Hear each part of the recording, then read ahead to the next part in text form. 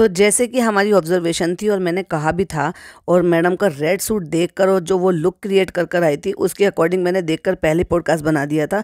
और आप अपने सब्सक्राइबर को इस चीज़ के लिए बता भी दिया था कि ये जो लुक है ये क्यों क्रिएट किया गया है और ये जो परफॉर्मेंस है वो किसके बेसिस पे होने वाली है।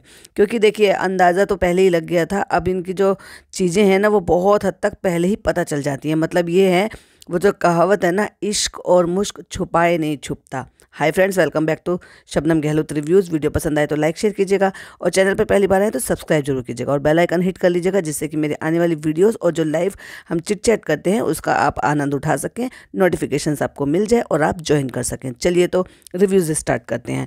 जैसे कि हमने जनाब की परफॉर्मेंस देखी, ठीक है, आप सभी ने आई एम श्योर सब ने ही देख ली होगी अब तो, क्योंकि 2 दिन की वोटिंग का था तो 2 दिन लगातार कंटिन्यूसली। और भाई साहब डब्बा ने मतलब अपने व्लॉग में एक कुछ सेकंड का, मतलब मुश्किल से 2 या 3 सेकंड का ही होगा जो अपील की हुई है, पूरा व्लॉग 21 मिनट का पूरा व्लॉग बना दिया। जबकि बहुत दिनों बाद इतना लंबा इसने व्लॉग बनाया है, लेकिन अपील इतनी सी की कुछ सेकंड की बस, वो भी लास्ट में जब कैमरा एक बार बंद कर दिया बाद में याद आया होगा ओ भाई कहीं कुछ कहे ना दे, तो चलो अपील कर देते हैं और ये भी हम जो है चलो एहसान कर ही देते हैं। लेकिन इंस्टाग्राम पे जो स्टोरी है वो भर भर के लगाई है और सारा का सारा झलक दिखला जैसे भरा पड़ा है। चलो भाई, बहन होने का प्लस दोस्त होने का फ़र्ज़ तो निभा ही लिया डब्बा ने, क्योंकि जब दोस्ती की बारी आई थी, जब फ्रेंड्स की बारी आई थी सपोर्ट करने वाली, तो तब फ्रेंड्स में से भाई का कोई नहीं आया था।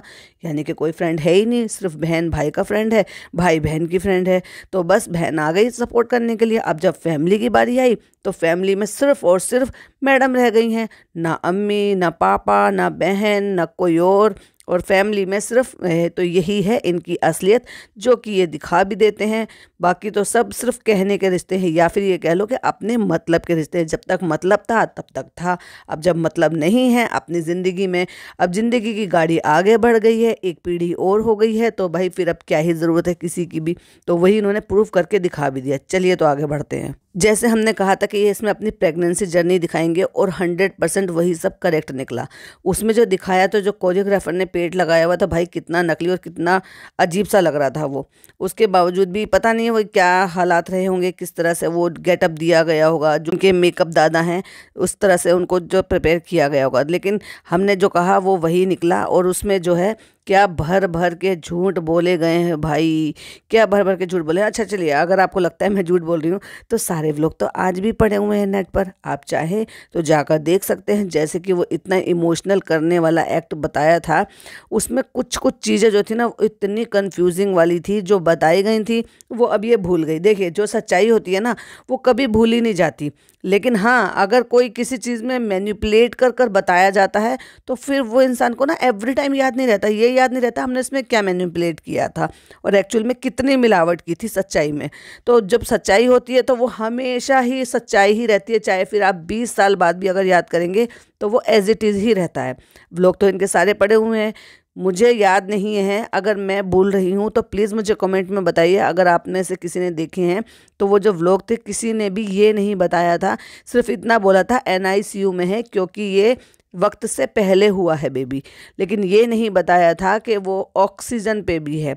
ऑक्सीजन का जो है मुझे बिल्कुल भी याद नहीं है, और ना ही मुझे ऐसे कुछ याद है कि इन्होंने मेंशन किया है कि बेबी वेंटिलेटर पे है, न्यूबॉर्न बेबी वेंटिलेटर पे है। तो वो तो बहुत बड़ी बात होती है माँ बाप के लिए, पूरी फैमिली के लिए। तो वो तो और भी ज़्यादा दुआओं के लिए चाहिए होता है कि भाई उसमें लोगों से ब्लेसिंग मांगी जाती है, दुआएं मांगी जाती हैं। पर वेंटिलेटर का मुझे बिल्कुल ध्यान नहीं है, ऑक्सीजन का मुझे बिल्कुल ध्यान नहीं है। मे भी शायद ऑक्सीजन दी भी गई हो, लेकिन वेंटिलेटर का इन्होंने मैंशन किया है अपने ही व्लॉग में। तो ये क्या है भाई, तो वो इस तरह से बताया गया। अच्छा, शुरू के दिन ये कह रहे हैं ना क्रिटिकल है, जब पता चला था वॉमिट करती हैं, फिर उसके बाद बताती कि बहुत ही क्रिटिकल है। ऐसी कंडीशन में तो आपने डायरेक्ट 3 महीने बाद बताया, आप सामने नहीं आए, कोई स्टोरी नहीं लगाई, और इतना क्रिटिकल था और आप एक बार भी किसी से भी दुआ की दरख्वास्त के लिए सामने नहीं आए। आप बिल्कुल छुप कर बैठ गए, दोनों के दोनों आप बिल्कुल छुप कर बैठ गए। ना ही व्लॉग आ रहे थे ना ही कोई स्टोरी आ रही थी। 20-22 दिन के लिए आप लोग बिल्कुल गायब हो गए थे। डब्बा के रेगुलर व्लॉग आते थे, लोग उसमें कमेंट कर कर पूछते थे कि कहाँ हैं, ठीक है नहीं है, आंकड़े तो लोगों ने लगा लिए थे। लेकिन एक बात बताइए, शुरुआत के दिन में मैडम यहाँ से वहाँ, वहाँ से यहाँ भाग रही, घूम रही थी, तैयारी करती हुई घूम रही थी। लखनऊ गई थी फूड टेस्टिंग के लिए, शॉपिंग के लिए, अभी वहाँ जा रही हैं, अभी फमील भाई के यहाँ पे जा रही हैं, अभी कलेक्शन खरीदने के लिए जा रही हैं, फिर डेकोरेशन वालों से बात करने जा रही हैं, अब वेन्यू देखने जा रही हैं, वेन्यू का प्लेस देखने के लिए जा रही हैं, डेकोरेशन वालों से बात कर रही हैं, डिज़ाइनरों से बात कर रही हैं, किस तरह का जो आर्ट डिज़ाइन होना चाहिए, किस तरह का सेटअप होना चाहिए। भाई इनके लगातार बिजी थे। तो जो इनिशियल डेज थे उन डेज में तो मैडम ने को कुछ पता ही नहीं था, और चलो जब जब पता भी चल गया था और इतनी क्रिटिकल थी। इससे पहले भी आपने ये कहा है कि इस तरह से एक बार ऐसा हमारे साथ हो चुका है कि हमारे साथ मिस हैपनिंग हो चुकी है, तो उसके बावजूद भी आप रुक नहीं रहे थे।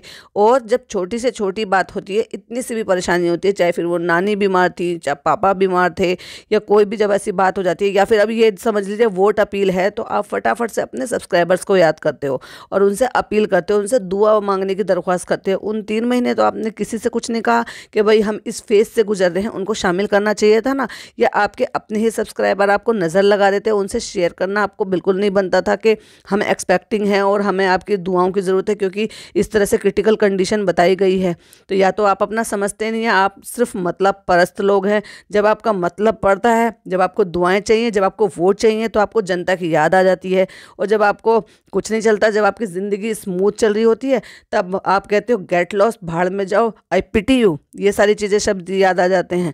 अब लोग कहेंगे वो तो हेटर्स के लिए हैं, हेटर्स के लिए सही। चलिए मैं तो ये कहती हूँ, आप लोग तो सपोर्टर्स हैं ना, तो फिर आप लोगों से दुआ की दरख्वास्त क्यों नहीं की? आपको उस कंडीशन में अपने आप के साथ शामिल क्यों नहीं किया? आपके साथ अपना दुख क्यों नहीं बांटा गया? तब तो ये था कि बड़े आराम से हम जो मैडम को बीच बीच में देख रहे थे, 3 महीने बाद मैडम सामने आई और ये जो है खुशखबरी सुनाई कि सब ठीक है, वो है, ये है। लोगों ने आंकड़े लगाए, और भाई भर भर के आंकड़े लगाए, 3 महीने में इतना पेट, 3 महीने में ऐसा वैसा। उस पर मैं कोई टिप्पणी नहीं करूँगी, क्योंकि जिस चीज़ का कोई नहीं पता है तो मैं टिप्पणी भी नहीं करूँगी। हाँ, लेकिन ये जो अजीब लगता था वो अजीब था, उसमें कोई डाउट ही नहीं है। उसके बाद वापस आते हैं अपने पॉइंट पर। खत्म होने के बाद मैडम कहती हैं कि मैं रिकवरी पे थी और मैं जाती थी वहाँ पे, मैं जा नहीं सकती थी, और जो है जनाब वहाँ पर देख कर आए थे। मैडम आप सेम डे उठकर कुर्सी पर बैठ गई थी, जहाँ तक मेरे भर भर के लोगों ने मुझे कमेंट किए और बताए हैं कि ऐसे 2 दिन तक तो बिल्कुल पॉसिबल ही नहीं होता था खुद से उठ जाए, बैठ जाएँ या कुछ भी करें। मतलब मैडम तो सुपर मैम हैं भाई, ये उनको क्या ही कह सकते हैं। हो सकता है उनमें सबसे ज़्यादा पावर हो सकता है भाई, हम जब सबसे ज़्यादा ताकत है उनमें सहन शक्ति करने की, और सेम डे वो दाल चावल बैठकर खा रही हैं, जबकि 2 दिन तक आप पहले 1 दिन में आपको चाय और बिस्किट वगैरह प्रोवाइड करा जाता है, देन सेकंड डे आपको खिचड़ी दी जाती है, वो भी बहुत पतली सूपी खिचड़ी सी जो पानी सा बनाया जाता है। देन आपको जो है दूसरे दिन का रात आते आते तब आपको ये कहा जाता है कि अब आप जो है रोटी या चावल या कुछ भी चीज़ ऐसे खा सकते हैं जो सेमी लिक्विड से थोड़ा सा सॉलिड हो, जिससे कि सिस्टम चेक किया जाए। मैडम आप डे 1 जो है उसी दिन, जिस दिन जो है 9, साढ़े 9, 11 बज रहे थे, अगर आप व्लॉग देखेंगे तो 11 बज रहे थे, घड़ी सामने लगी हुई थी। वहाँ पर ये जो जनाब 2.0 है और भी कई सारे लोग थे, और आप बैठकर दाल चावल खा रहे थे, दही खा रहे थे। इवन दही खा रहे थे आप, दही अलाउ किया हुआ था आपको, क्योंकि आपका 3-4 घंटे पहले ऑपरेशन हुआ था। एनीवे चलिए वो भी सारी चीज़ें, चलो हो सकता है भाई आप सुपर हो, बहुत ज़्यादा सुपर वुमेन हो, और आप में ये सारी चीज़ें बर्दाश्त करने की क्षमता होती है। और आप कितनी खिलखिला के खुश होकर जब आपने स्टोरी बताई थी तो ये कहा था, मैंने ऑपरेशन थिएटर में, मैं इतने होश में थी, मैं इतनी खुश थी, और मैंने कहा था जो है, मैंने कहा था ना, तभी भी आपको तो आपने तो ऐसे बताया कि ये हमारे दिन कितना मुश्किल था, ये वक्त हमने कैसे गुजारा। मतलब इमोशनली एक्ट करने के लिए, लोगों को कंफ्यूज करने के लिए व्लॉग में कुछ और बताते हैं और नेशनल प्लेटफॉर्म पर खड़े होकर कुछ और बोलते हैं। तो आप ये भी भूल गए कि जिस नेशनल प्लेटफॉर्म पर खड़े होकर आप ये झूठ बोल रहे हैं या चीज़ों को मैनिपुलेट कर कर बोल रहे हैं, वो तो आप ऑलरेडी कर अपलोड कर चुके हैं। जो वहाँ पड़ा हुआ है, जो खुशहाली, जिस चीज़ों से, जिस तरह से आपने चीज़ें अपलोड कर कर दी हुई हैं सामने से, वो लोगों को पहले से पता है। फिर भी आप उसको मैनिपुलेट कर सकते हैं कि आपको कोई तकलीफ़ नहीं थी, आपने इतना बड़ा कुछ वो नहीं बनाया था, आप बिल्कुल रेगुलर बेसिस पे आप जो है एंजॉय कर रहे थे। आपने बराबर में, इवन आपने हॉस्पिटल के बराबर में एक रूम लिया था जिसमें आप शिफ्टेड थे, जहाँ पे आप खूब मज़े कर रहे थे, वहाँ पर घर का खाना वाना सब खा रहे थे, कोई टेंशन वाली बात नहीं थी 19 दिन के लिए, और बिल्कुल रिलैक्स मूड में थे आप। इवन आप फर्स्ट डे आप दाल चावल खा रहे थे, दही के साथ बैठ के। पहले 2-1 घंटे में ही आप फटाफट से उठकर चेयर पर बैठ गए, कोई टेंशन वाली बात नहीं थी। इवन आप सेकंड डे से ही पंजीरी खानी शुरू कर दी, जो कि आपने खुद अपने व्लॉग्स पे बताया। मैडम ये हम अपने पेट से नहीं बना रहे हैं, ये आपके ही कहे हुए शब्द हैं, ये आपने ही अपने व्लॉग्स में बताए हैं।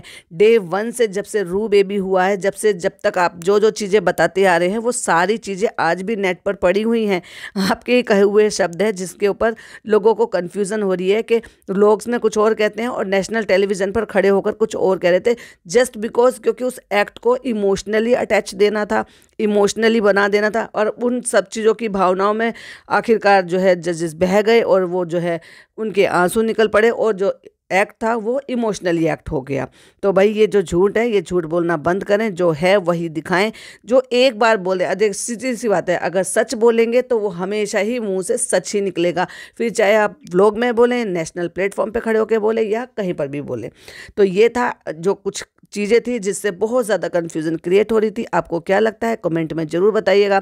वीडियो पसंद आए तो लाइक शेयर कीजिएगा, चैनल पर पहली बार आए तो सब्सक्राइब जरूर कीजिएगा। मैं मिलती हूँ आपसे नेक्स्ट वीडियो में। टिल देन बाय बाय, अल्लाह हाफिज़, टेक केयर।